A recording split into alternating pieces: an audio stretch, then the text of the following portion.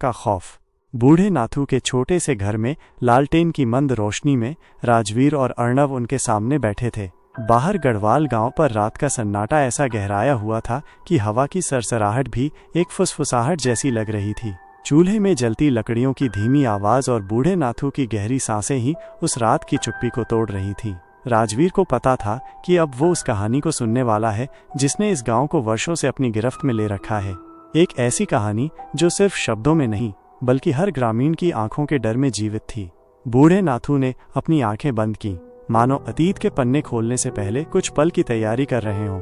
फिर उन्होंने अपनी आंखों को खोला और उनकी नजर सीधे राजवीर पर पड़ी। उनकी आवाज अब और भी धीमी, लगभग कांपती हुई थी, लेकिन उसमें एक अजीब सी सच्चाई और दर्द था जो राजवीर के दिल को छू रहा था।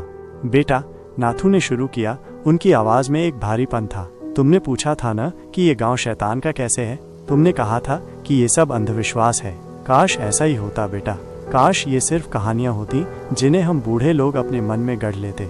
उन्होंने एक गहरी सांस ली, मानो उनके फेफड़ों में सदियों का दुख भर गया हो। लेकिन ये सच है बेटा, ये यहाँ का कड़वा सच है। उनकी आवाज में एक डरावनी खामोशी थी। इस गांव में ऐसा नृत्य होता है जिसे मौत का नृत्य कहते हैं। ऐसा नृत्य जिसे कोई समझना नहीं चाहता, लेकिन हर कोई उसे जीता है। नाथू ने अपनी आंखें खोली और राजवीर की आंखों में देखा। कुछ साल पहले, और ये सिलसिला कई पीढ़ियों से चला आ रहा है, यहाँ के बच्चे अचानक गायब होने लगे। राजवीर और अर्णव दोनों ही सन्न रह गए। बच्चे गायब होना ये सिर्फ शाप नहीं था, ये एक वास्तविक त्रासदी थी। राजवीर के मन में उन बच्चों के चेहरे कौंध गए जिन्हें उसने गांव में आते हुए देखा था। 1-2 दिन तक गांव वाले उन्हें ढूंढते। नाथू की आवाज और भी धीमी हो गई, मानो वे उस भयानक स्मृति को फिर से जी रहे हों। हर घर में मातम होता, हर आंख में आंसू होते। हम हर जगह ढूंढते, जंगलों में, पहाड़ों में, आसपास के गांवों में, लेकिन उनका कोई निशान नहीं मिलता। उन्होंने अपनी मुट्ठी भींच ली। उनकी रगों में गुस्सा और लाचारी साफ दिख रही थी। और फिर अगले ही दिन सुबह होते ही उनकी कटी फटी लाशें मिलती थीं। राजवीर के रोंगटे खड़े हो गए। उसके शरीर में एक अजीब सी सिहरन दौड़ गई। कटी फटी लाशें, यह केवल एक कहानी नहीं थी, यह एक भयानक अपराध था। अर्णव का चेहरा भी सफेद पड़ गया था।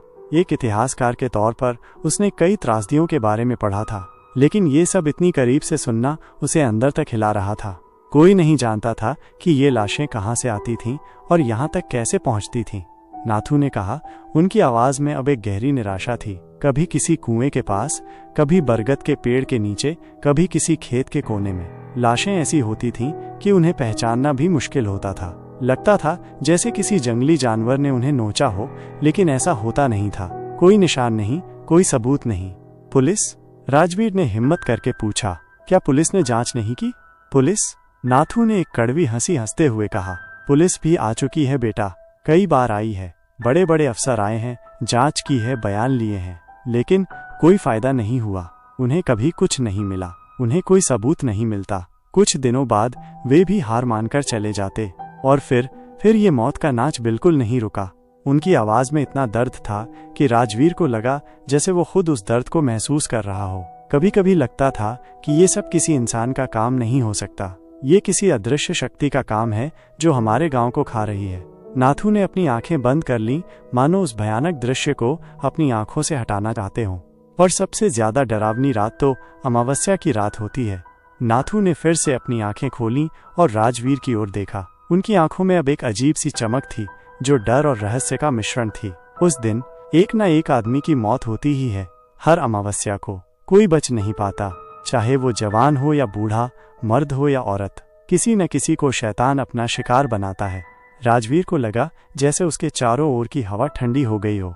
अमावस्या की रात, मौत का शिकार, ये सब किसी बुरे सपने जैसा लग रहा था। उसके दिमाग में हजारों सवाल थे, लेकिन उसकी जुबान पर कोई शब्द नहीं आ रहा था। वो बस बूढ़े नाथू को सुनता रहा, उनकी कहानियों में डूबता रहा, जो सिर्फ कहानियां नहीं बल्कि इस गांव की जीवित त्रासदी थी। अमावस्या की रात को गांव में कोई बाहर नहीं निकलता।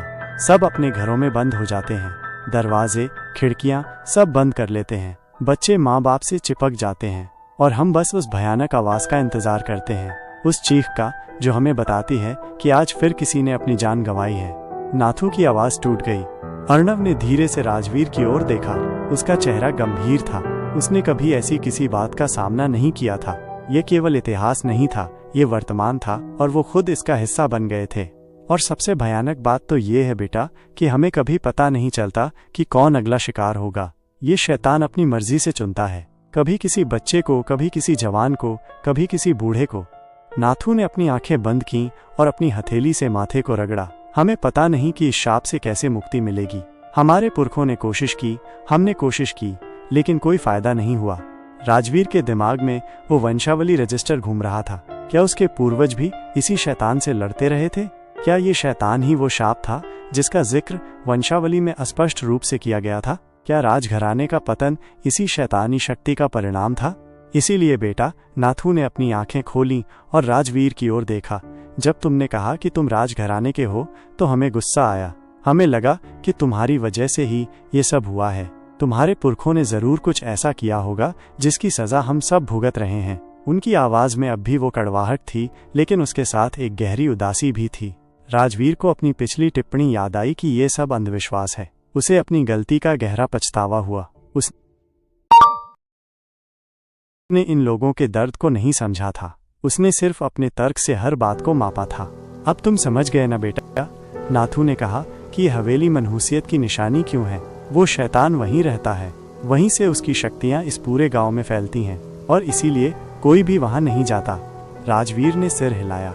वो अब समझ रहा था।